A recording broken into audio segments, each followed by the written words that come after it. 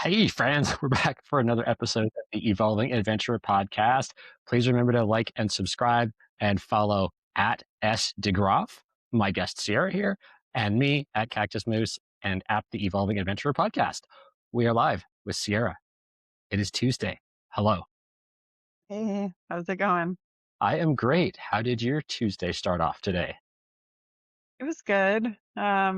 We started it with a trail run at the See You Next Tuesday run, so it's always a fun time.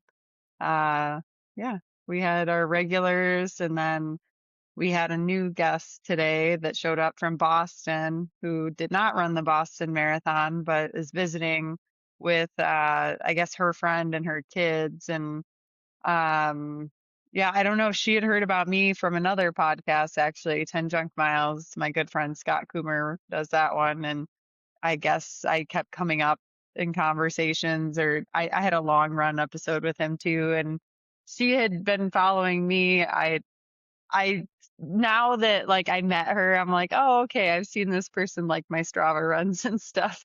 But yeah, that was cool. She's like not to be a stalker or anything, but I thought I'd come, and she said she likes to travel and like see where she can find group runs and stuff when she's on trips. And I'm like, no, I appreciate that. Like that's totally cool of you to, pick our run out of all the group runs that you could.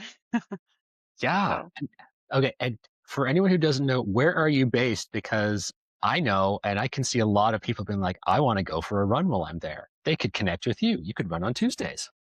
yeah, I'm in Las Vegas, Summerlin to be exact. Vegas is pretty big. And then I live like out by Red Rock. So I'm sure a lot of people are aware. That's kind of where Alex Honnold's always climbing. And, you can do rock climbing, you can do some great trail running, road running, biking. I mean, you name it. We got all of it. So And how did Vegas come to be for you? Did you move there for the running? no, I mean, I was more of a road runner when I moved to Vegas. And for me, I just grew up in the Midwest. So I grew up in Michigan and I went to school in Ohio. So I went to University of Toledo. So I was kind of no more than like 20, 30 minutes from home the first, I don't know, like 26 years of my life. And then my ex, he had moved out here for a promotion because he was an attorney and he was going to make like a ton more money coming out this way. And I was like, well, I had actually based where I went to college off of a boy. So I was like, I'm not making that mistake again because that was another ex-boyfriend. I was supposed to go to Western Michigan and then we derailed that plan because he's like, we're going to break up if you go, but that's fine. And I'm like, well, why would you tell me that? Like, so, silly younger self decisions. And then my ex had moved out here and I go, well, listen, like, I'm not moving just for you. Like, you have to know that I need to come visit. Like, I have to want to be in that place. Like, it has to be desirable to me, or else, yeah, it's a big no. Um, and yeah, I mean, I never really had like a driving force to leave. And I think, like most high schoolers in my time, I was always envisioning like moving to California because like Laguna Beach and stuff. And I'm like, oh, I'm going to go live out in Cali. And then I visited and I'm kind of like it's nice, but it's not exactly like the TV show, and it costs a ton and traffic's terrible. Like I worked for Apple back when I lived in Toledo too, so they had me out at Cupertino for a week, like commuting from San Jose, and just with that, I'm like, like not for me at all. I want to keep more of my money, like not blow it all and sit in traffic all the time. So I visited Vegas and it was such a nice, like centralized spot. I mean, I wasn't sold on the city immediately, but just like the place he had picked to live and then visiting Zion and the Grand Canyon. And, I'm like, okay, I can see some potential for sure. And it's just so different. I'm like, you know what? Why not? Let's just go. Like, you have a reason. The worst thing that can happen is you just pack up and go back home. I I had an okay job at the time, but the money wasn't really that great. So I was like, if I can find a job where I'm making more and they'll pay to relocate me, I'm in. And I did. Here I am. And yeah, I'm not with that person anymore, but since then, I've kind of plugged in real well to the community and I've had some good job opportunities. I own a condo in Summerlin, so I like it. Like I plan on sticking around for the unforeseeable future for now. So, That's fantastic. And kudos to you for making a decision after checking stuff out and all of that. For yeah. and I know a lot of people think Vegas is face of the sun hot year round, but what Mhm. is it like actually living there to get the different things and the access that you have both for like road runs and special events and trail stuff and the growing trail culture? Yeah, so it's not hot year round. It's hot probably like 5 or 6 months a year, but I mean, it's dry heat. You can usually run in the mornings. It's not as bad because you don't have the sun beating down on you. And I mean, I like heat. Like I have autoimmune conditions and stuff that are very, you know, temperature like cold. I do not go well with the cold. And like the older I get, like very intolerant to that. I have Raynaud's as well, in addition to the other conditions. And, like my dexterity just goes to crap if it's really cold. So I enjoy the heat and I especially enjoy not having humidity like I did for 26 years. That's terrible in my opinion. Um, and like today it was super windy. Like we have a wind advisory till 5 a.m. tomorrow. So that's always fun. It makes it a lot colder too when it's windy and everything gets blown around. Yeah, I mean, fall, well, we don't really have seasons. So like what you would think of as spring and fall is pretty, you know, nice. I mean, it's like 60s, 70s, and just if it's not windy, it's like perfect in my opinion. Winter gets colder where you need a jacket and stuff, but this winter was pretty mild. It wasn't too bad. Like I don't even think I had to wear gloves that much. Like it was pretty nice. I mean, maybe at night or early morning, but it was pretty mild. You just asked me about weather and living here, and that's basically Vegas weather in a nutshell. The wind can be annoying. Don't like heat. That can be annoying, but to me, it's better than like 80 degrees and 80% humidity because it's dry heat. So, Yeah, I agree. Dry is great. I grew up on mhm. the West Coast. I do not like humid. I don't like damp. Damp is gross.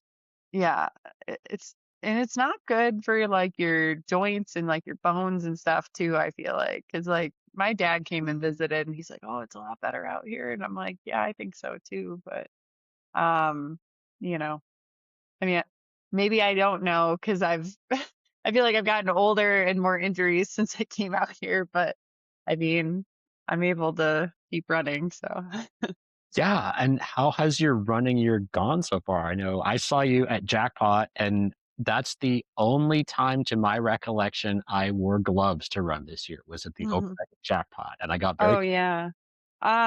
It's went pretty well. I did across the years, which was like New Year's Eve, I think, and I did the 6 hour and I won that. I think I got a course record. I don't remember, but I mean that race, I think I was getting over like a sickness or something. So it was just a good like confidence run. And then I did jackpot 50 miler. I got second to Laura Cortez, who's a beast. Like she did really well. I think she ran like a sub 6:30. Excellent runner from Colorado. And I ran a 6:45. I was a little frustrated because I really needed a 6:30 for the USA 100K team, which I did qualify at Lake Warmuck last year for the 100K, but I was trying to qualify again just to kind of have a better resume. And the part that was kind of crummy was I hit 50 miles at the 6:30 split on the course, but I don't know, you did the loops too. So as you know, you run more distance while you're people dodging and whatever. It's just inevitable. So I was at 50, hit 6:30, and then the race itself was long. So I hit the finish at 51.4 at 6:45, which I'm like, oh my gosh, that would be a 6:30 split. And that's what I needed. That was a little annoying, but I couldn't do Mad City because my friend was getting married on that day. And otherwise, I would have done that one. And that would have been a great, way to kind of sneak on the team too. But we'll see. TBD till June on whether I get to do that or not. There's a lot of fast women in that distance right now, though. So I'm not counting on it. But if for whatever reason not everybody wants to do it, maybe there's a chance. So I Yeah, expressed my interest and we'll leave it up to them and see what happens. there's a chance. We're sending good vibes that you get Oh it my gosh. and you're there, Sorry, this cat, I knew that was going to be a problem and she just went for it. going straight to camouflage. She's a terror. It's like she want nothing to do with me for 8 hours of the day. And then as soon as I'm doing something, it's like, can I jump on your lap? It's like, no. So So, and you have such cool stuff that you wear. You got camouflage on now. I got zebra. I remember you having like the really cool leopard prints and you have that cool pack. So I personally want to know how that, like, has this been a thing since little Sierra was running around in diapers or did it evolve over time? I think I've always been into outfits and stuff. I mean, when you're a kid, you can only control so much, right? Because you're like on your balling on your parents' budget, right? So you're not buying all your own stuff. I mean, to a certain extent, yes, you're picking things out, but not just whatever you want. So I guess my mom would say that I would always like pick to do different sports and activities too, so I could like have the outfits, which I did competitive baton twirling at one point where we had an outfit for that. I did tap dancing at one point. I did gymnastics. I did ballet. I mean, so yeah, maybe those were somewhat outfit driven to have all the cool. Like I think for baton twirling they called them hachi chachis or something, which was kind of funny. It was like a red and blue velvet, like kind of gymnastic looking outfit that had a little skirt on it that you'd wear to do the baton twirling. And I don't know. I think I had like a Minnie Mouse one for tap dancing and then just like a ballet one. And I don't even know for gymnastics. You wouldn't even know I did gymnastics because I can't even do a cartwheel and I'm the most inflexible person you've ever seen. But um yeah, I mean, nails have not always been a thing. That also comes with a cost. So like now that I'm adulting and I have my own money and such, I get my nails done every 3 weeks, but mostly that's just because I hate doing them and they look good when I go get them done, and I don't have hangnails. I'm not messing with them. So yeah, I've been going to the same nail lady for about, I don't know, almost since the whole time I've been in Vegas. I'd say like 7 or 8 years. Like we've been through it together. And um yeah, I I've had some of my friends go to her too, like Corey Wotering when he was kind of visiting, he went to her, which is funny to share because I mean, she normally doesn't take men, but I was like, it's Corey. Like you you can make an exception for him. Um, we would joke we were gonna do a podcast called Trails and Nails, which I feel like I'll never get him to commit to that. So maybe I just need to, you know, lead that one up at some point, but we'll see. That would be fun. My next question, did you plan out your jackpot outfit like weeks in advance? So you've got the nails there and you've got the outfit and you've got the hair done. Is that how like your race planning goes? I'm pretty sure I had neon on my nails to match the Hokas that I had because Aravaipa like pairs with Hoka for stuff. And I forget the color. I don't know. Nathaniel's probably gonna grill me because I don't even know what the color is called, but it's like that neon yellow in the the new Rocket. So I had those. And then I had some shorts that had that same color in them. And then my nails and then my hair had some of that color in them. And then I wore the Aravaipa jersey, which that was bright red. So, I can't really influence that a ton, but everything else that I could. And I think my socks were that yellow too, if I remember correctly. I remember your Um, shorts, but I don't remember anything else. Your shorts and your smile. And it was like, hi, Sierra. Bye, Sierra. Bye, Sierra. Bye, Sierra. yeah. No, I mean, it wasn't that crazy of an outfit. Like, I'm a lot more, when I can pick the whole thing, I feel like it's a lot more coordinated, but the new jerseys are cool. Those are blue, so those will be fun to match with.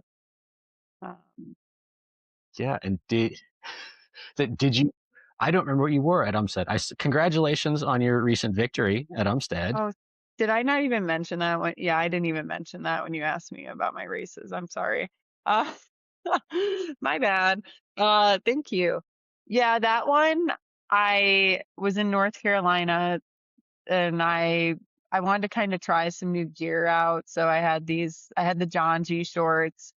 They have all the pockets around the waistband, not the tights, but the shorts. And my thought was if I get sick of my belt, then I can shove stuff in those pockets.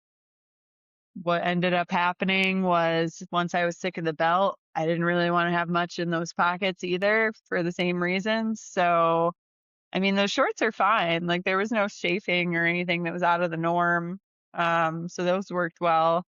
And then I did wear the John G long bra that I do like to wear like under the Aravaipa jersey sometimes too, because it has a phone pocket and then it has a little pocket in the front. It's just made really well. It's comfy. And then I had put a Mountain Hardwear like new tank top that's like tie-dye-ish over top of it, and that was nice. And I did wear Alpha Flies for that race because I'm playing around with shoes for what I want to wear for Denali, and those actually worked really well. I had not ran. I mean, so did the Rockets at Jackpot, so I could use either of them, honestly. Um, but the Alpha Fly, I hadn't ran more than like 20 miles in it before uh, Umstead. The only issue was it's kind of like trail. I mean, they call it trail, but it's like a double, triple wide, like gravelly with bigger rocks in certain places, like in the boardwalks and stuff. So it's pretty tame, but I kept getting the big rocks stuck in the little like uh, what is it, the cutout in the bottom. So like I was pulling them out the whole time I was running by myself. And then when I started picking up pacers and I started getting like more immobile, I'd be like, hey, I need you to get this rock out of my shoe. And they're like, oh no. Like Joe was so annoyed because I think he ran 20 with me and he had to keep pulling the rocks out. And I'm like, but it's gonna feel like I don't want to be on, not on candor. Like I want to be even with my landing and everything. So that was kind of annoying, but I don't think Denali has rocks. It's like a broken top road from my understanding. So should be fine, hopefully. And how did you pick Denali? I just brought up your ultra sign up, and that is in June. Okay, so hmm you're gonna basically the solstice, so it's gonna be nice and light. Yeah, it's gonna be like twilight, like 2 hours, and it's gonna be light the whole rest of the time. It's gonna be amazing.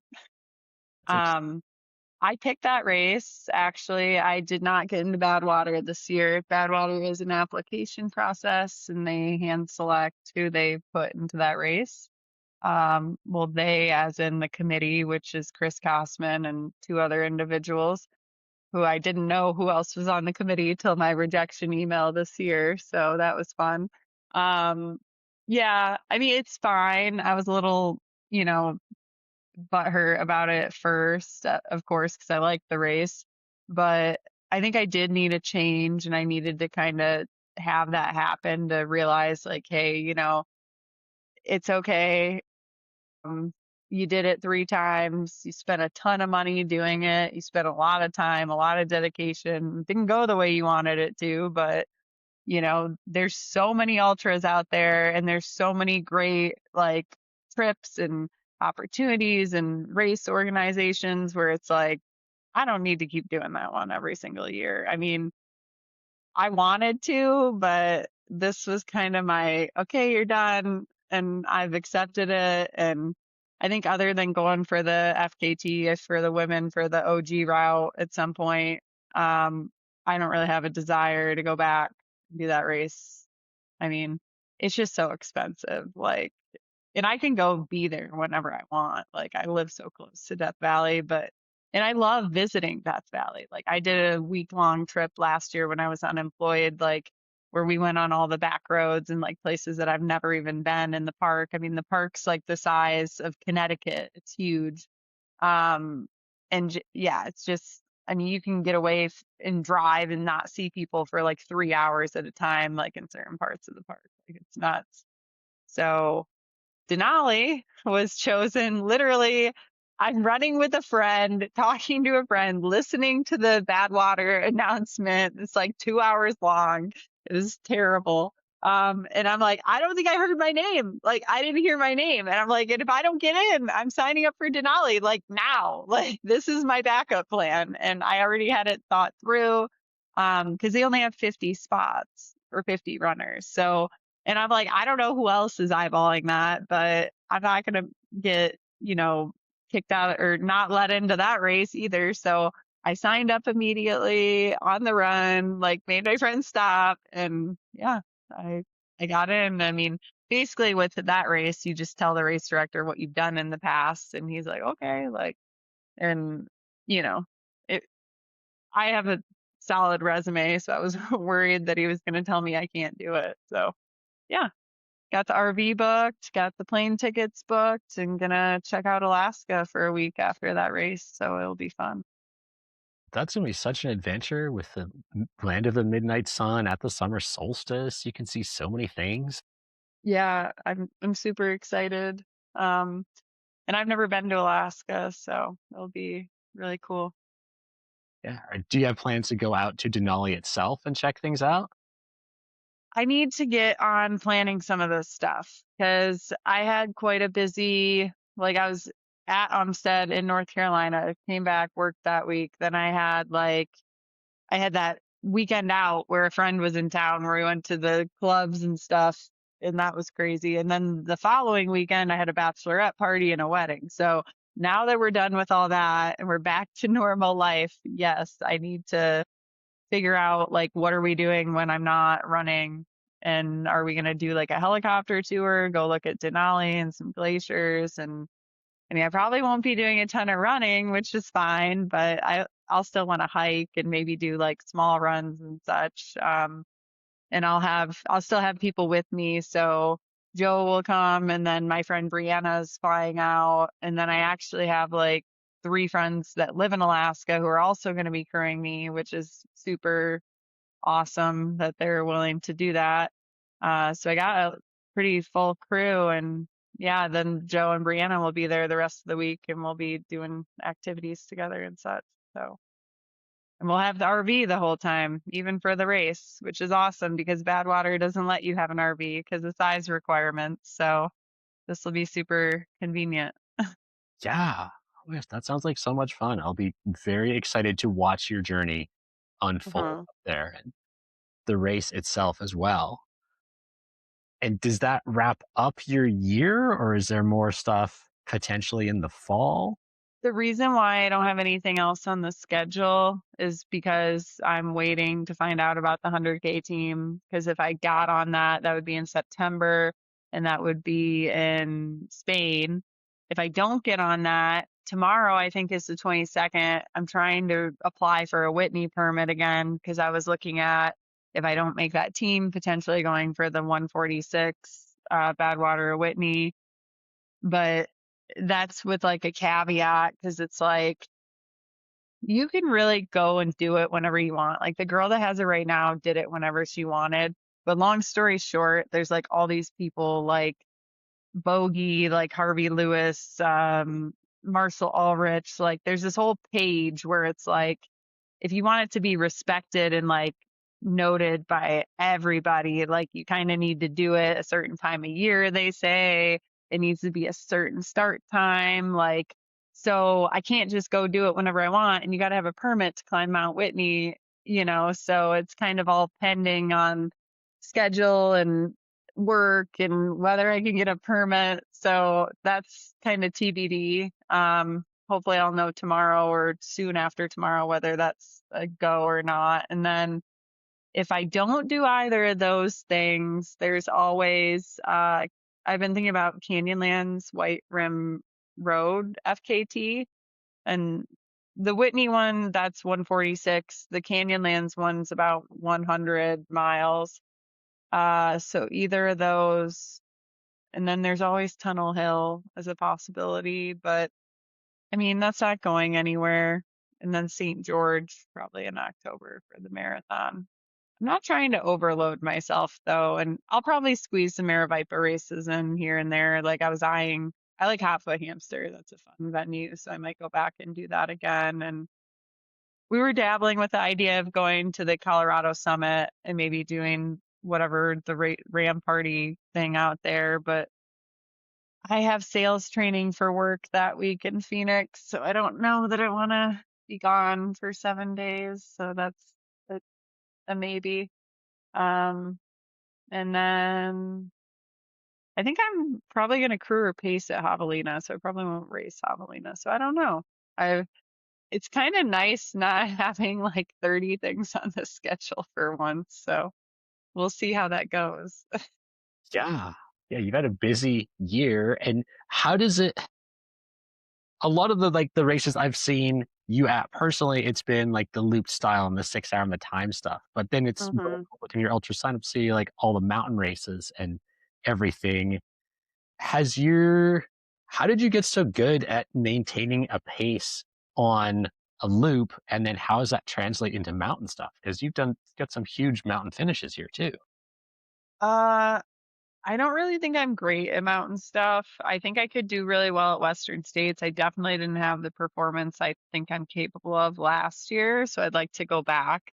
I think something like that that's runnable and not super technical, like I can be very good at something like that. However, Wyoming, Cascade Crest, Tushars, like those kind of ones, I don't really do them because I think I'm necessarily good at them. I do them because I just like seeing those things. I mean, do I like the whole experience? That's that's I don't know if I like is the right word in the moment, but no, I'm not the greatest. I know I'm not the strongest at that stuff. And I don't, with working full time and everything, like, I just don't really think I have the time to truly commit to crushing in the mountains. I mean, I like to go to the gym. I like to, go for walks. And then I do run in the mornings and stuff. But I felt like when I was just hyper focusing on the mountain stuff and not doing all the faster stuff, I got really slow like in the past. So I think for me, I just kind of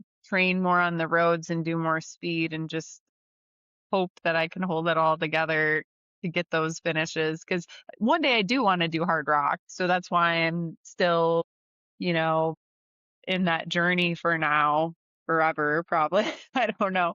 Um, but yeah, the loop stuff, I think just from being a road runner by nature, like that's what I've done the longest. It's just easier to manage and it's predictable, like it's a lot more similar to training. Like I mean you have the area to like do things in a safer space where like some of these mountain races you're out there and you could not have an aid station for 17 miles in the mountains, which could be hours, so the loop stuff, you're not really without aid or without seeing someone more than like every hour at most or every 15 minutes sometimes. So, it's just a lot easier to manage. And I don't really like carrying a whole bunch of stuff. So that's better for me because I'm not packed with like a heavy pack and, tons of water and I could just grab and go. So yeah, I mean, I I don't know why I chose to do jackpot a couple of years ago. I think just because I did really well at across the years. That was the first loop course that I did. And I was like, oh, well, I could be pretty good at this maybe because it went really well. And then jackpot went well. And then I just kind of kept doing those things. Is it my favorite? I don't know if I would say that, but I think it's, it's fun and it's social and it's convenient because most of them are close by. So It's a really different vibe to do that as like the first loop that I've run. I'm like, oh, it's neat, and then it gets to be a lot of people, and then it's neat for a while, and then it's dark. And but it was cool. Elvis was there, and like that was like a yeah. in a jackpot was like this is just kind of funny, but I never went anywhere near the strip. Yeah, it's a lot of usual suspects too. Like you'll see a lot of the same people at a lot of those races. Like Bobby P.O. is always at those, the old guy with the white hair and the white beard, and he's a character. I don't think he was at Jackpot, but he was at Across the Years, and he maybe he was at Jackpot. I Was don't it- remember. I think I remember passing him. Uh, I didn't I talk. think he was. I think he was. I think you're right. I don't know. He was definitely at Across the Years because he had that liquor for Bob Dickey or whatever at the on the iron board. Yeah, Bobby's a goofball, but he's always fun to see. And then you always see the jester and trying to think of who else. Nothing like getting heckled by Ann Trayson for the clothes you're wearing when you're Oh, and Anne, yeah. a mile. Oh man, my cat is over there trying to eat something or eating something, and I don't know what that is, but hopefully it's Something. something that Okay. she's allowed to eat. Trying to cause trouble. Yeah. Wait So, until the 1 hour that we're here. yeah. Please don't do anything that makes me have to take you to the vet later. Don't do that. Oh my gosh. And I've also seen you, I mean, we've done live stream stuff together, but I've also seen you pacing a lot. And how did those pacing things come to be? Is it from like being so consistent with the loop courses and things?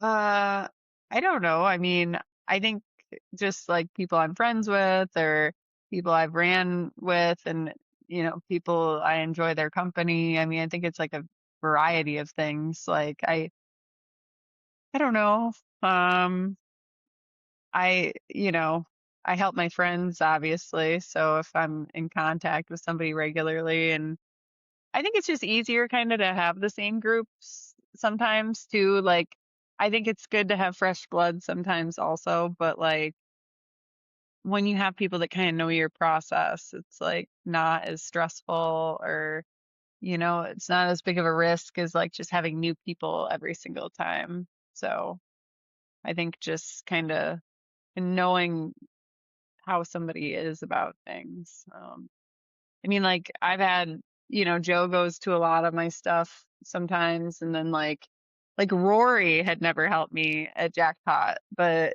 I know Rory, and he's a good runner, and he was willing to help. So I'm like, all right, Rory, I'm leaving it up to you, because Joe was like, I'm gonna help, and Joe's like volunteering. I'm like, dude, you're not gonna be able to help me while you're volunteering, and he was like not able to help me. So good thing Rory was there.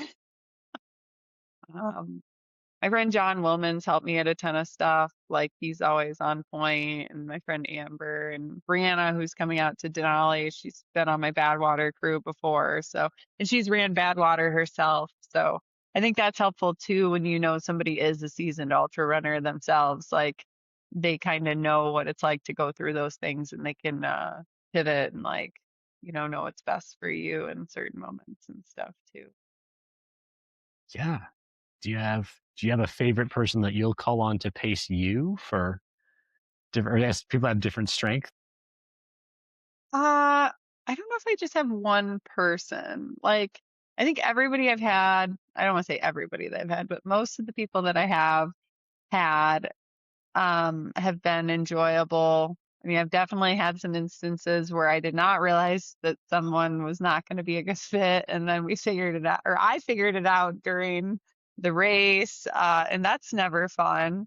And it's not like I don't know. It's weird. It's just how people get when they're up for certain periods of time or, they're just cranky themselves or going through it or maybe the group wasn't the perfect fit. Like maybe that the dynamics were off and you just don't know that stuff all the time, right? And then you want to um I don't know. I don't have just that's hard to answer for one person.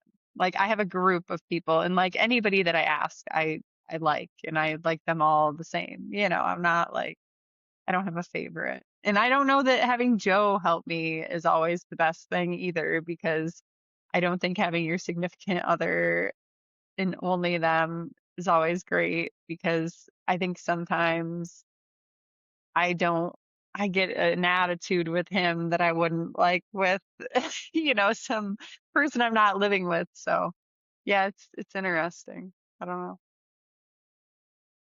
Okay, no, thank you. Just a random question. I'm like, it's been friends or I've paced or random people that need a pacer. I'm like, I'm here, but yeah, you get the full range of human emotion. I fully agree that pacing a significant other can bring new challenges that you did. Yeah, for sure. And you have your cool custom pack. And I am very curious how you got your cool leopard print something and who made it for you. Like Patco. So he's paired with that Tumbleweed Outfitters guy. So he does all the packs and the other guy does like the Alpha Fleece type stuff and they're both out in New Mexico. Jonathan Thomas is his name, his real name, and he's a thru hiker. Exotic Pack Co. is the company name. I heard about him. I mean, I'm not really a thru hiker. I have a lot of thru hiker friends, but I personally don't like to be out there that long and such. But I was at Big Willie's Mountaineering in Lone Pine, and he was carrying a lot of Exotic Patco's stuff. Like he had a little fanny pack that had pink satin like tigers that were on it, and I was like, oh, I need that. And then there was also like kind of like I guess a 2 to 3 day type pack. I don't know what you would call that. So not like a major through hike pack, but a little smaller that had like galaxy print all over it. So I had to have that too. I don't even think I've used it more than like once, but I was like, oh, that's cute. And then um I don't know. I just kept seeing his stuff in there, and then finally, like I bought it, and then I like hit him up on Instagram because I was like, "Hey, do you think that you would ever do like a running pack? Because I'm a runner, and I mean, I bought your other stuff, but I would love to kind of do some, brainstorming with you, and like if you could do like a custom and get my measurements and all that, because I kept just having issues with different packs too, like where they just rub me raw on my rib cage area and just like my back. And I'm so tired of just buying new stuff and having it all just kind of suck. And you're like, this isn't cheap either. Like I every time I buy a new pack, it's like 180 to 250 or something. So finally he's like, yeah, like I've actually his story was really cool. On why he wanted to start making the packs. He had a close friend or somebody that he knew that was because he used to be a runner himself. Like I think he ran collegiately or something and then turned through hiker. And he had some guy that he knew that wanted him to make him a pack, and the guy ended up dying somehow, and he never ended up getting to make him that pack, which he was like, I've wanted to do this. Like I told him I was gonna do this. And he's like, yeah, I definitely want I think it was like after through hike season, he's like, I'll do this project for you. I'd love to. And he does like custom prints on a lot of his packs. So I'm like, well, I have to have leopard print on my pack because I really like animal print. And he does too. I mean, it's Exotic Pack Co. So he does like tiger print things. Like I think how I like remembered him too is like he had some tiger print outfit or something that was signed that Blair had at Big Willie's Mountaineering from the guys through hike hanging up, like which was kind of cool too. But yeah, no, he got all my measurements, had me pick out some colors and then the leopard, and he got that pack for me finished before Western States, so I was able to use it at Western States, which was really cool. Since then, I also had him make me another pack that has a picture of my cat on it, and then he made me a waist belt that has my cat on it, and he also made me a pack that looks or like a purse thing that kind of looks like the Janji sling that has animal print and neon colors all over that. So I would say that I bought a few things from him at this point and probably bothered him too much. But he's a cool dude. Yeah. I think some other chick that follows me on Instagram got a pack sort of similar to mine because she saw it in my picture and was like, "Oh my God, we're like," I had a lot of people ask for it. Yeah, yeah, I remember asking at ATY, and again now my brain's going to, "Ooh." So what Uh-huh. did you design the whole pack or, like, collaboratively and you picked, like, "I'm gonna take these parts of Solomon that I like and these parts of Ultraspire and these parts of insert Yeah.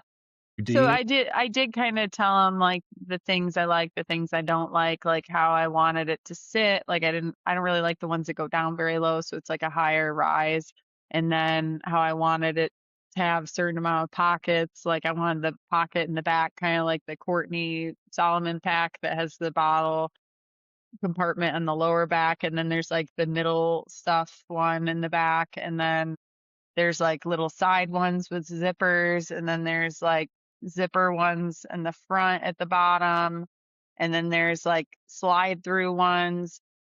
Gen 1 pack, the one thing that we didn't add that I should have said something about was like a bungee to kind of reinforce the tops of the bottles, which it's fine for the most part, but he did do that on the second iteration.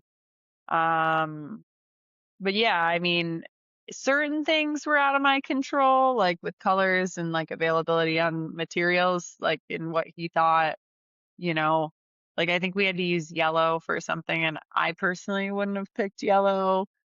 I'm just very OCD on like matching and stuff, but you can't really see it because it's like the inside, anyways. But it's like orange, purple, and leopard, and then there's like a yellow on the inner. So it was good. I mean, I used that one for part of Western. Um, and then I actually had another pack that I wore at the beginning that was like, because I wanted to do just like a pack swap real quick. So I wasn't screwing around with that. And that was like a white Solomon one. And at the time I was sponsored. So I sewed on like a tie dye blue covering material over the Solomon. And then I actually tie dyed the pack myself, like with hot pink. So it was like white and hot pink tie dye with glitter tie dye. Because I tie dyed my Mount to Coast uniform that race too, because I was like, I am so sick and tired of all white and all black, and I don't want to be boring. So I took it upon myself to tie dye the shirt, the shoes, and all the things. Okay, So I have to see a photo of this, and I fully agree with you. Plain white. Why do you make plain white shoes? They're white for 17 dude, minutes, 26 minutes, yeah. they're brown or they're black or there's spaghetti sauce on them. Like, why? Why? Don't do I that. mean, I like white for like some lifestyle wear stuff, but yeah, like, and now they made a white that's like an off white, that's like an eggshell white. So then I'm like, okay, so it's like the white if your shoes get a little dingy. Like, I don't know. I can wear whatever I want now, so I'm not locked into any color schemes or anything like that. I can be as colorful as I want. Has your strategy been that you go for what fits or you go with what has a cool print? Because mine is a combination of the 2. I mean, like these, for example, that are sitting right behind me, I definitely bought these because A, I heard they were really good shoes, but B, they have leopard print on them. I mean, yeah, it's a little bit of both. Like Mount to Coast, did I love all the shoes? They were good enough. Like I was able to run in them successfully. Were they fast enough for like half marathons and marathons? No. Um, just not that type of shoe, which they'll claim that as well, you know. I mean, yeah, the market, I mean, there's just so many other brands that are like killing it in that department. Like, I haven't even tried the Pumas yet, and I want to try those. Like, those, my PT was telling me I should get a pair, but I'm like, every single pair is like $300. So I gotta like pick and choose, and Nike just had a sale. So I just got a new pair of hot pink Alpha Flies.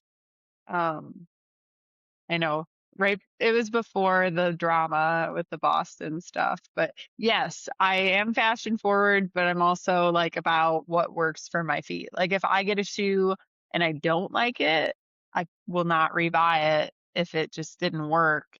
But if it works and it's cute and stylish, then yeah. And what works for, like, have you had any foot issues or you're trying to fit certain things in? Or, like, do you have pretty nice feet and they go into multiple different lasts and brands? Um, I mean, I'm pretty flexible, like current rotation, I have Hoka, I have Nike, I have Adidas, I have New Balance, uh I have some ultras. I'm not a big ultra person, let me just put that out there. I have several pairs that I've been meaning to try. Their Experience Flow, that one that's supposed to be more similar to normal shoes, that one's not bad. I had never worn that shoe, and I put it on and ran the Diplo 5K, and that was decent. The Vanish Carbon's okay. I'm still skeptical on the trail ones. I've not tried those yet. I've been loving the Hoka Rocket X trail. That's amazing. So I've been wearing that on all my trail runs. Um, what else do I have? I mean, I have Montecos laying around because I just acquired so many pairs of those, but I'm kind of like forcing myself to try new stuff just for the sake of, getting used to other things again.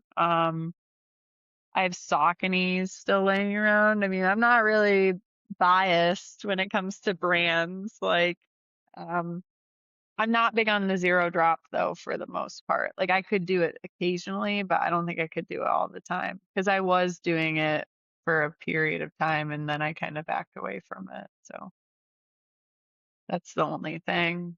Um, Have you noticed you're faster with the zero drop or without? I didn't notice like a speed thing. I mean, I just think I wasn't doing well with running when I was wearing those. And maybe that has something to do with it too. I was just going through a funk and like, oh, maybe it's the shoes. And then I switched the shoes and I still wasn't feeling great or doing great. I think it was like 2022 or 2021. I don't remember what year it was. I was just like kind of in a funk. So hard to pinpoint exactly what that was. I ended up giving away a lot of the stuff that I just wasn't sure about. Like I had like a pair of Ultra Olympus that I wore like twice and I didn't like them and I just gave them to my friend and some Timps.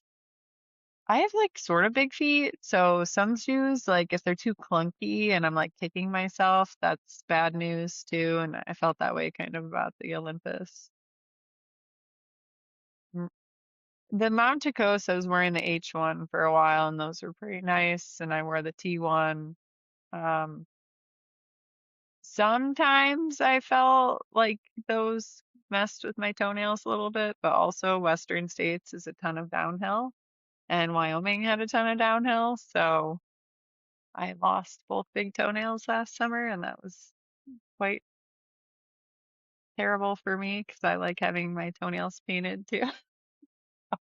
Did they paint the missing, like, did they No, skin or just no, I gave them a break. The whole winter I had nasty feet, and I have them painted again now, and the toenails are back, thank God. But yeah. Just wasn't a fan of that. And my nail lady too, she's like, "Oh, how do we fix this?" And I'm like, "We don't run is how we fix it, or don't run Western States. Like, take next summer off." Um, I think it was just camp and then the race. There's just so much downhill.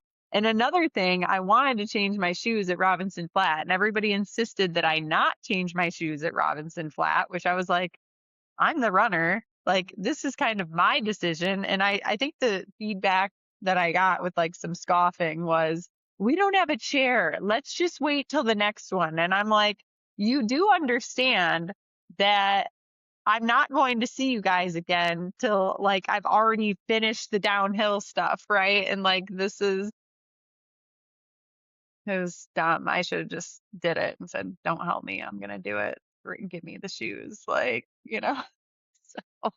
that is a creative excuse to not change shoes. That we had some challenges at that one. I think Western States is tough because I feel like a lot of the people do want to be there, but I think at the same time some people don't just want to be there for you, like they want to be there because it's Western States, and it's like, yeah, you can't really have that mindset. Like, I mean, when I crewed and paced, did I have fun?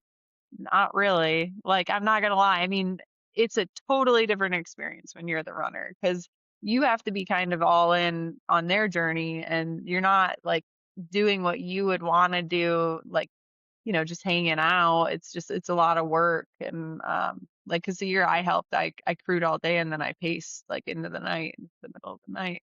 So I was exhausted and I had no downtime. Like, it was just, we had one crew group that time. So it was just like, go, go, go, go, go, like the whole day. Um, and then I got in and I'm like, oh, this is so much better. Like when it's me. And it's like, of course. But, yeah, it's a great race. I loved Western States. It was so cool. Yeah.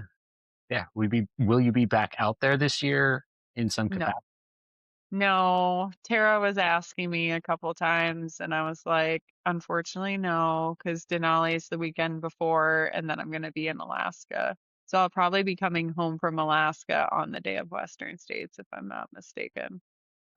Just with planning and timing, and if I'm in Alaska, I got to check it out. I mean, I would love to be at Western States, but not to like end my trip early and, do that. And I couldn't really pace or anything that close to my race either, at least anybody that's competitive. So I couldn't pace Tara right after. Probably.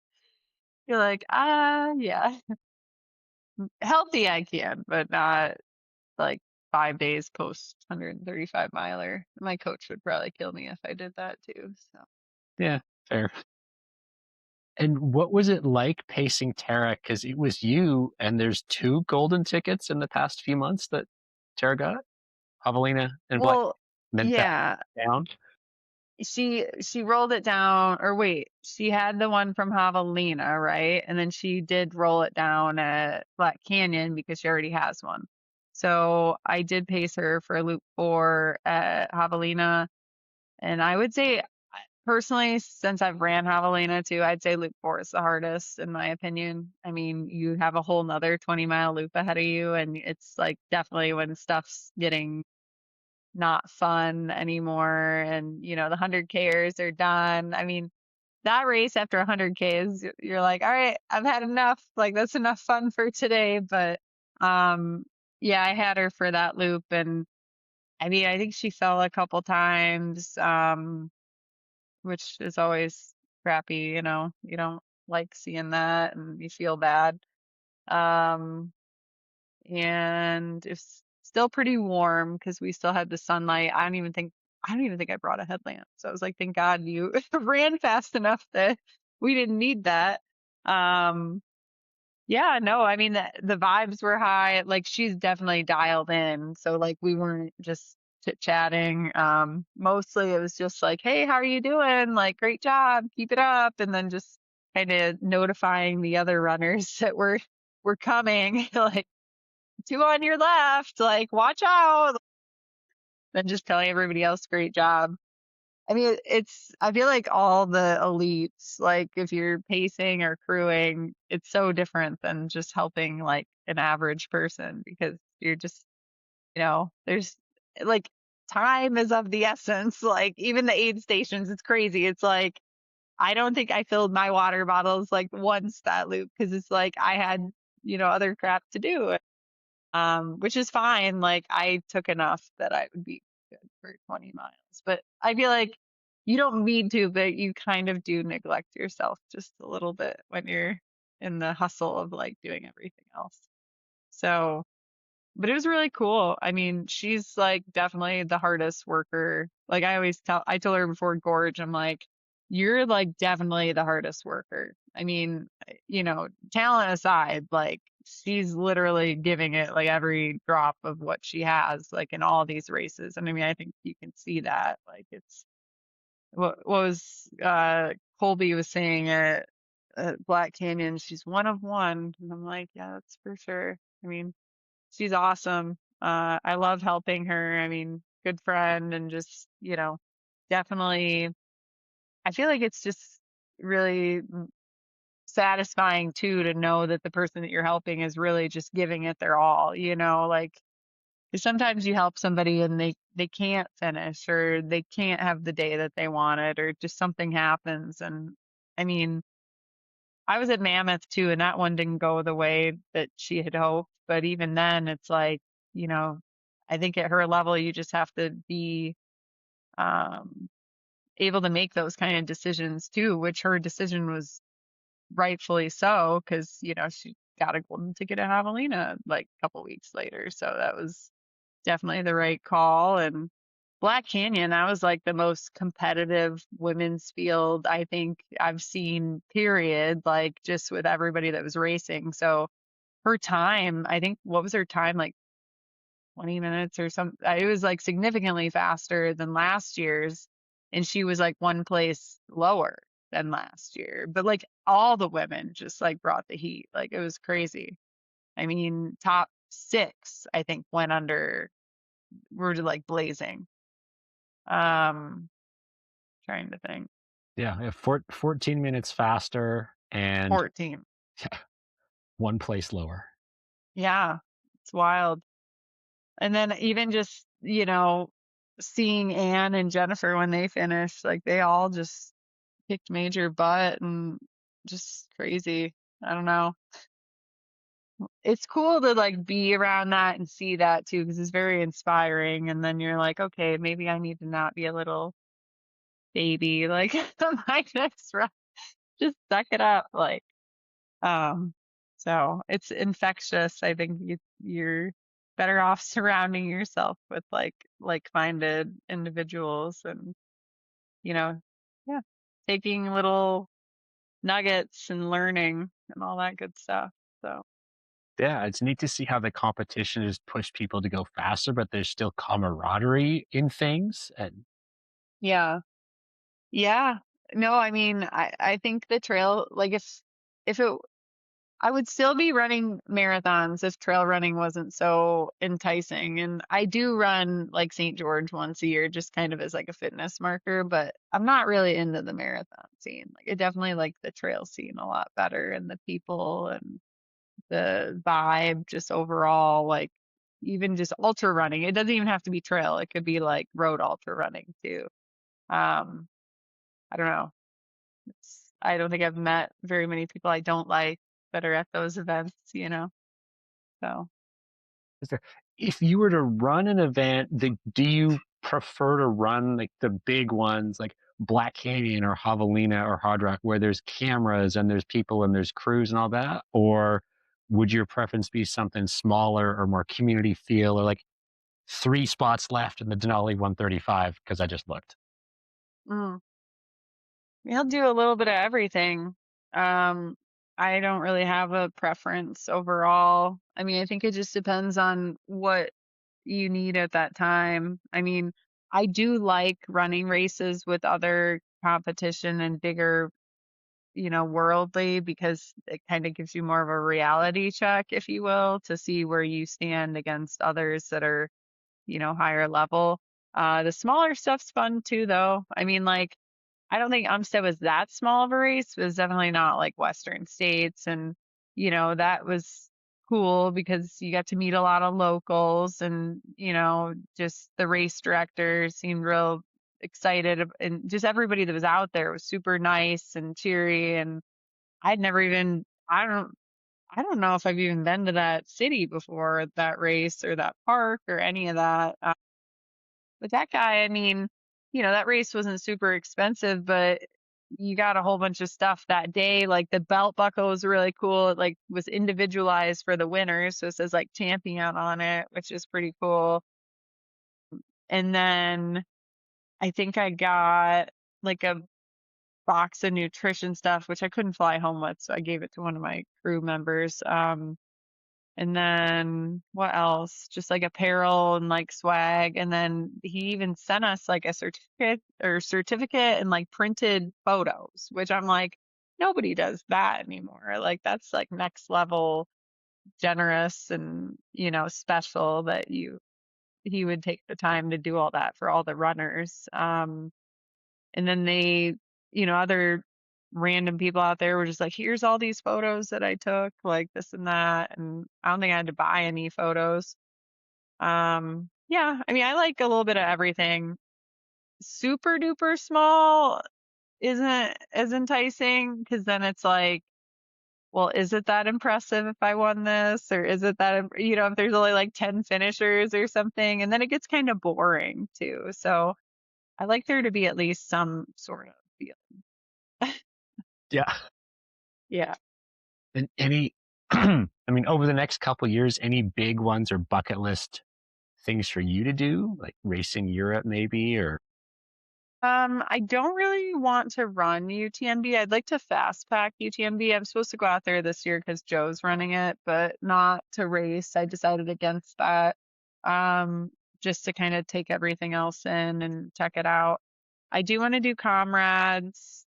That's on the list. I want to do, I think Brazil at some point, 135. I'd like to do Spartathlon potentially. Um, I want to do Tarawara. That's on the list. Trying to think. That Two Oceans race looks cool too, but I think I'd like to do Comrades before that one. And I don't know. It's kind of tough to center a whole vacation around that though, and I think like with the longer makes it more complicated too, because then you're having to fly with more crap or rely on like finding it when you get out there. So um and there's just so much travel I want to do that's not here, that's not race related too. So that's tough. Like I was just telling a friend the other day, I was like, I'd love to go to Ibiza, and like that's not going to be centered around a race. So um, yeah, I don't know. too much travel, not enough time? There's Powerball, maybe. Powerball, yeah, Or the win slots the in Vegas. lottery. Yeah, we mean you're basically you could walk into a club, walk to the casino, spin the wheel, walk to the club, walk back, Mm, maybe. I don't know. I don't really gamble. I won a blackjack tournament once, but I don't. I don't really do it on the reg. Cocodona, is that something you might consider one day? Mm, I'm not really keen on these multi-day. I mean, 135 is kind of enough, and especially Badwater. That one was a real pain in the butt because it didn't start until 9 to 11 p.m. at night, and it's like you're bound to be up 2 nights no matter what, and then you're going through the heat of the day 1 to 2 times, and yeah, it's to me. Like it kind of sucks for the person who's doing it, but B, like it's kind of crappy for everybody else that's helping too, because it's just like a huge time commitment. I mean, I feel bad enough when I take people away for the whole weekend, and even if we're only out there 16 hours or something, like they still had to drive, like they had to sleep somewhere else, they had to stand around and be cold or uncomfortable or run with me and then be dirty. Like, I've been on the other side of things too, and I know it's not all like glamorous and fun. Um, I don't know. I have other goals at this point. I like getting done and sleeping in a bed if I can, and I'd like to get faster first. Like I feel like those races aren't really going anywhere, and to me it just doesn't really I like watching it. I like, hearing about it. I'm supportive of other people doing it. Like I don't want to like crap all over everyone else's parade or like give it any bad rap. I just personally don't think it's something I want to do at this time. Whether I ever will, I don't know. I mean, there was a point in time that I said I would never run a 100 miler, and I've done 23 at this point. Clearly, take that with a grain of salt. We'll see. I don't know. Has it gotten easier to recover, or maybe that's not the right question, but as you've done more races, like your recovery and your fueling is better, so it's less downtime post event? Uh, I mean, yeah, I think it's hard to say because I feel like I've gotten fat or I've pushed myself harder now than I did when I started running these. Probably train smarter. And then, yeah, I do take the day after off most of the time, which I wasn't doing that for a while. And I am taking it easier the whole week after, which I wasn't really doing that very well for a while. So I think so. And then I have a coach, so I'm not just like doing whatever I want all the time. So there is some method to the madness. I would say so. I mean, but then I'm also getting older and I feel like I have more maintenance appointments and all that fun stuff, but I don't think I can really do anything about that. Like the more miles I put on the car, the more times it has to go to the shop, right? Massage So, shop and the dry needling shop? yeah, the PT, the massage, the osteopath, um, the other place with all the fancy gadgets and stuff, like the wellness clinic. It's just like, and Joe will give me a hard time of like, I don't know how you can afford all this. And I'm like, well, I mean, you know, I'm willing to pour money into not feeling bad. Like health to me is like number one. So I will pay lots of money to not feel like garbage. So it's just me. I think that's a good strategy. We're recording this at this time because I just paid a bunch of money to not feel different. Yeah. Yeah, like, please invest in your body and your fueling and all of that. Dude, what does your fueling look like, to maintain your activity level with so many 6-hour races, 100 races, big adventures? What's your strategies? Like during or just every Sure. day? Just, like, every day. I mean, every day I try to eat fairly healthy. I mean, I work from home most of the time, so I eat periodically. Like, I don't like starve myself or anything. So if I'm hungry, I'll eat a snack or usually at least 3 meals, sometimes four. It just depends. I try not to eat super late. Like tonight, I'm actually going to eat kind of late because I didn't eat before this call. So that will be a little later than I usually do. During, just eating enough during if I can stomach it. I'll have like 2 to 3 gels per hour. Usually that's anywhere from 100 to 150 calories. So probably like about 90 carbs per hour, 60 to 90, I would say. And then like drinking enough water and, staying on top of all that other stuff too. Um, I mean, yeah, you have to eat if you want to do well at these things. Like anytime somebody has ever said anything to me like, "Oh, do you even eat?" or like whatever, I'm like, "Yeah, it's real smart of you to say because, I wouldn't be able to run 100 miles if I didn't eat." Like, I mean, I have ran 100 milers and not ate for like 20 miles at a time when I'm puking, but that's not preferred method, but sometimes that happens and it's terrible. So, yeah. Fun, not fun at all. So, for anyone who's curious now to follow your journey and check out, we are waiting for the announcement tomorrow, hopefully. Or I guess this Uh, way after I'm the not really sure if I'll know tomorrow. From my understanding, whoever didn't claim their permits or like somehow there's going to be some more Whitney permits that are becoming available tomorrow-ish. I don't know. I got to go on the website and figure that out. Like this is the first time I've even tried to submit a second go around. And just to be transparent, I never get selected for the Whitney lottery, so I'm not banking on it. In like this last 10 years that I've tried to apply, they never pick me, and especially because the time that I'm trying to get the permits, it's like when everybody wants to go. So, we'll see. Fingers crossed. One of the things follow through or happen, and I'll figure out a way to run some races or run some miles. I'm not worried about it right now. Yeah, I'm So gonna keep visualizing an announcement on your Instagram page, "Whitney permit secured," or something to that effect. maybe I need to have other people going on tomorrow too and tell them the dates. That's probably the key to it. Like other people that might help because then I'm more likely if it's not just me. Yeah, I could tell you, I could message you the dates. I think I already have them wrote down from the last go around, but maybe we'll add some new dates in the mix this time. We'll see. Yeah, anything to help. I can do that. Awesome. So your Instagram, for people that wanna follow, is at S S DeGroff. So my first initial, which is an S, and then DeGroff.